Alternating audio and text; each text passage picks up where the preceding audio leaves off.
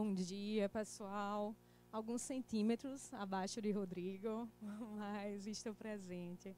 Rodrigo é o superintendente da Fonetec, a fundação a qual faço parte, a qual estou à frente da diretoria de projetos. Infelizmente, ele não pôde estar hoje conosco, mas venho compartilhar um pouquinho com vocês da trajetória, não só da Fonetec, o que ela vem visualizando para o tema, mas também um pouco da minha trajetória para compartilhar com vocês e principalmente escutá-los em relação ao que vem sendo desenvolvido, não só aqui na Paraíba, mas na região. Paulo fez o convite, assim como o Rui do IDEATEC, que é um grande parceiro, inclusive vem novidade por aí. A gente está desenvolvendo a escola de SG, exatamente para compartilhar com as Deep Techs, com a academia. Perdão, a garganta está um pouquinho ruim. Com a academia, com as instituições públicas, com as empresas privadas, de que forma a liderança e principalmente os ensinamentos do ESG podem ser compartilhados, certo?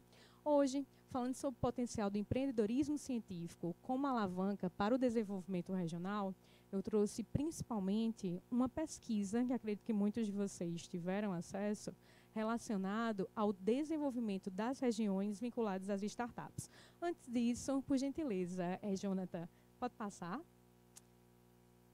Me apresentar e compartilhar um pouco com vocês sobre o que eu vou falar aqui através das experiências profissionais que eu tive. Como passei para vocês, estou atualmente como diretora de projetos da Fonetec, que é a fundação de apoio vinculada e criada pelo IFPB, mas que também presta apoio aos projetos, gerenciando de forma administrativa e financeira de mais 8 instituições. Para a gente chegar nos 10, está faltando alguns credenciamentos. E o que é que a Fonetec faz? Ela é uma parceira exatamente para servir de interveniente entre o meio acadêmico, o que é desenvolvido dentro da academia, com o mercado, com as instituições públicas. Então, através do gerenciamento de projetos, a gente gera essa ligação. Hoje, como diretora de projetos, mas a minha base também sou advogada, mestre em propriedade intelectual, especificamente na transferência de tecnologias para o mercado, MBA em gestão da inovação e empreendedorismo, inclusive, vi aqui uma colega do MBA e também alguns parceiros de Sebrae, a qual esse MBA é feito em parceria entre a Universidade Federal de Campina Grande e o Sebrae. Também fui coordenadora da ITCG, que é a incubadora de startups vinculada ao Parque Tecnológico da Paraíba, um dos primeiros parques do Brasil, inclusive a professora Francilene está aqui, que faz parte dessa grande construção do parque. Por gentileza, Jonathan, pode passar. O estudo que falei com vocês anteriormente, e que acredito que muitos tiveram acesso, ele foi encomendado à ABS Startups e divulgado na revista Época de Negócios, agora em maio de 2024. E eles escolheram alguns estados em específico para analisar dentro do Brasil, dentro das regiões, os potenciais das startups. Um dado que me deixou bem interessada foi que aqui, na região Nordeste, há 13% das startups brasileiras, ficando atrás somente do Sul e Sudeste, o que já era muito esperado, que tem aproximadamente 75% desse número de startups. 5 foram os polos analisados, entre eles que são Fortaleza, João Pessoa, Recife, Camaçari e Campina. Fortaleza, em relação, e eu amei o nome, pessoal, Rapadura Valley, não sei se algum de vocês aqui é cria, é fruto desse ecossistema, onde há mais de 100 startups ativas, mais de 200 empreendedores e esse número que muito nos interessa, 15 investidores e aceleradoras. Aqui em João Pessoa, o estudo apresentou a Agência de Inovação Tecnológica de João Pessoa, a Inovatec. E eu também fiz questão de colocar a Fonetec para que vocês conheçam mais as atividades que são desempenhadas pela Fundação.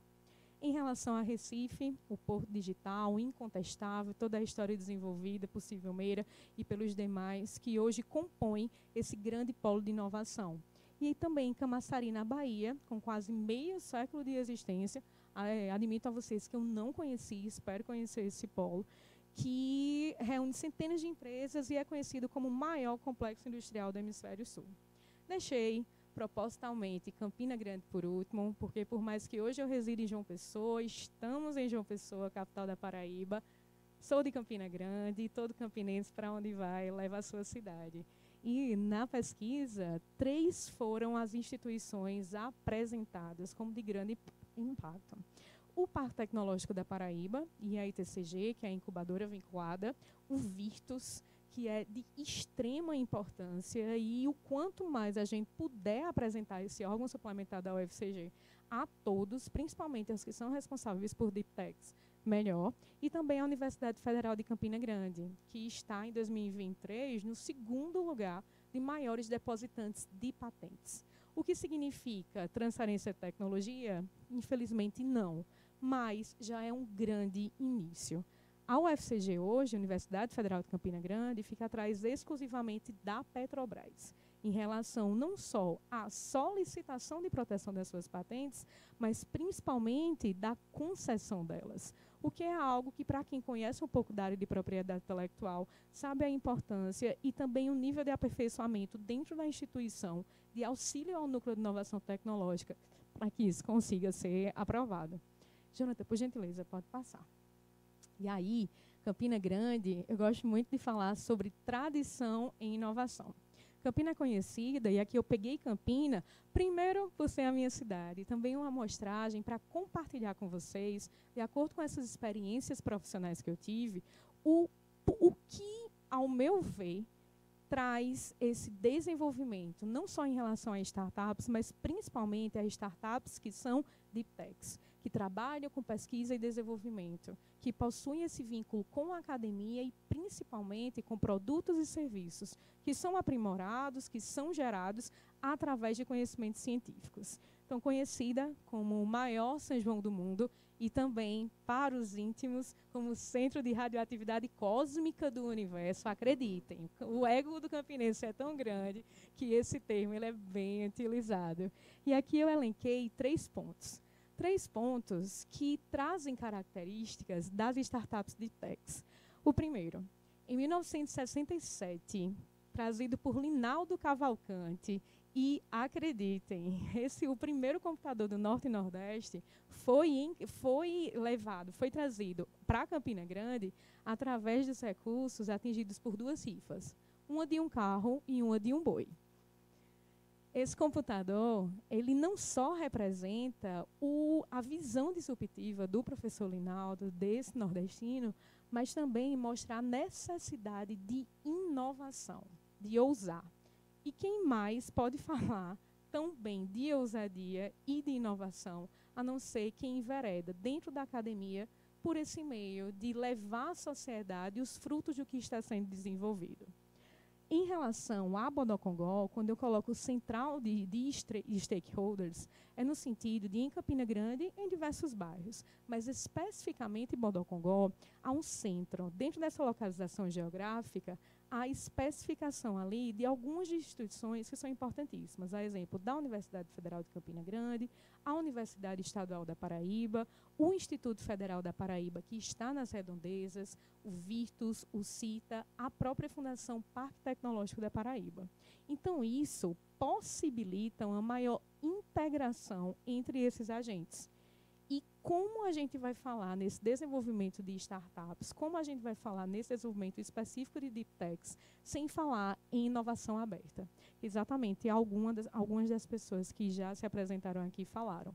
A necessidade dessa colaboração, a necessidade da resolução de situações, de problemáticas, em conjunto com outros stakeholders, com outros agentes. E em relação não só a essas instituições que estão em Bodocongó, mas também às comunidades de startups, as quais são criadas com o intuito de compartilhamento de oportunidades e demais, e também outras instituições, seja do Sistema S, a exemplo do SEBRAE e SENAI, que são importantíssimos, e outras organizações da sociedade civil também. Trouxe agora esse ponto de Campina Grande, mas agora quero apresentar a vocês um case que ontem, inclusive, eu pedi permissão deles para apresentar, no sentido de uma startup que hoje se desenvolve em Campina, mas que nasceu aqui em João Pessoa. Pode passar, Jonathan. Alcalitec, acredito que alguns de vocês conhecem, aqui temos a vice-reitora da UFPB, professor José Bezerra, que está à frente da Inova na UFPB, devem conhecer essa empresa. Essa startup, ela é de automação analítica. E ela foi criada quase durante a pandemia, ali em 2020, quando eles começaram, através das suas pesquisas dentro da pós-graduação. Os 3 integrantes eram alunos, alguns de doutorado, outros de mestrado, e começaram a desenvolver alguns protótipos, certo? Em 2020, no primeiro semestre, ao meu ver, os grandes problemas da AgriTech são 2. Primeiro, financiamento, e segundo, a regulação necessária para que você consiga colocar no mercado o que você está desenvolvendo. Então, em relação à parte financeira, o que foi que eles analisaram? A gente não tem investidor anjo, a gente não consegue esse aporte privado. Então, o que é que a gente pode fazer? Vamos analisar editais, vamos analisar o fomento público e onde a gente pode conseguir investimento. Primeiro semestre, eles foram aprovados em edital da FINEP, no Centelha e também no FAPESP-PB. Segundo semestre, foram incubados dentro do Parque Tecnológico, dentro da ITCG, que tem a seleção, eles foram aprovados e, a partir disso, como startup residente, eles começaram a montar o laboratório deles com os recursos desses 3 primeiros editais.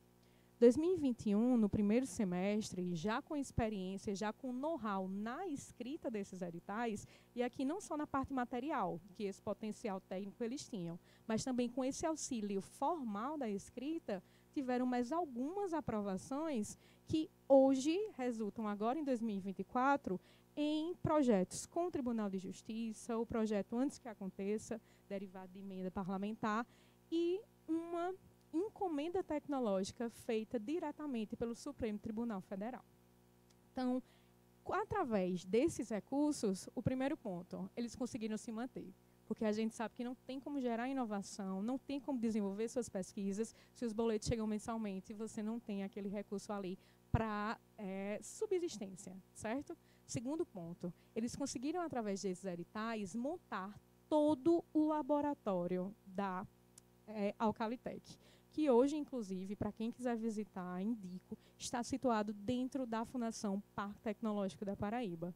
E, além disso, conseguiu promover toda a trajetória acadêmica deles, onde alguns já encerraram pós-doutorado, outros já estão enveredando por outras áreas dentro da academia.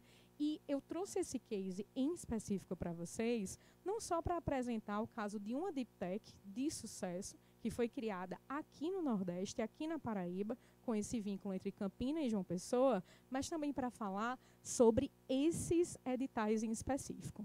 Aqui, durante esse dia, vocês vão escutar sobre muitas fontes de recursos, certo? Sobre muitas formas de financiamento.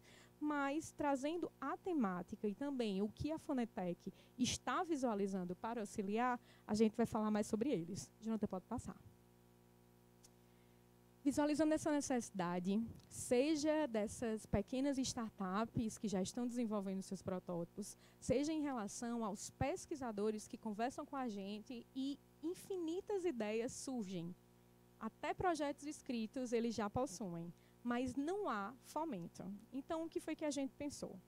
Dentro da Fonetec, a gente tem conhecimento sobre as principais fontes financiadoras, fomentadoras. Ao mesmo tempo que a gente já faz esse levantamento em relação à prospecção de novos projetos. Então, por que não unir dentro de um ambiente, dentro de um espaço, nesse caso virtual, especialistas em diversas áreas temáticas também correlacionadas às atividades da Fundação, que hoje são majoritariamente educação, tecnologia, meio ambiente e projetos sociais, e também com fins culturais, esses especialistas e fazer essa apresentação a essas fontes de fomento. Pode passar, Jonathan. Então, a missão do escritório de projetos é exatamente interligar as ideias, através de projetos, a essas fontes financiadoras. Jonathan, pode passar. E de que forma esse escritório de projetos funciona na prática? Dentro do nosso site, que eu vou passar o próximo slide para se vocês quiserem, através do QR Code, há uma aba de escritório de projetos, onde vocês fazem o credenciamento em relação a áreas temáticas que vocês têm interesse e se habilitam para semanalmente receberem não só os editais que estão divulgados, mas também o compilado, para que auxilie nessa leitura dinâmica e que vocês já de cara entendam se é cabível para o que vocês estão desenvolvendo ou não. A partir do interesse em algum edital que foi encaminhado, vocês podem entrar em contato com a gente e haverá o auxílio na escrita formal desse projeto, não material, não técnico, mas sim no sentido de apresentar o que determinado edital requer e de que forma é melhor para que vocês tenham um índice de aprovação mais aproximado, certo? Então, em relação a esse encaminhamento, em diversos desses editais, é necessário que haja como proponente uma instituição, uma empresa pública sem fins lucrativos, especificamente fundação de apoio. E é nesse ponto, principalmente, que a fundação se dispõe a, junto a vocês, fazer essa submissão ao edital. E, havendo a aprovação, o projeto será gerido administrativamente e financeiramente pela própria fundação, deixando a parte técnica, a parte da pesquisa e do desenvolvimento, que é exatamente o objetivo principal das Deep Techs, exclusivamente para esses especialistas. Então, esse é o principal produto que a Funetec hoje disponibiliza para essas iniciativas que vêm da academia, que querem levar ao mercado o que elas estão desenvolvendo, e a gente espera que não só seja utilizada, mas também se coloque à disposição para tirar qualquer dúvida e também para sugestões. Pode passar? Aqui nós temos as redes sociais da Fundação, o QR Code direciona direto para o site, onde vocês podem ir para a aba de escritório de projetos e compreender melhor quais são as atividades da Fundação, quais são os projetos que a Fundação já desempenha. Vamos trocar figurinhas, tomar um café e me coloco à disposição para esse momento e para demais oportunidades que possam surgir. Muito obrigada, espero que vocês aproveitem muito esse fórum. Agradeço ao Caos Focado, ao Ilinca pelo convite e podem contar conosco.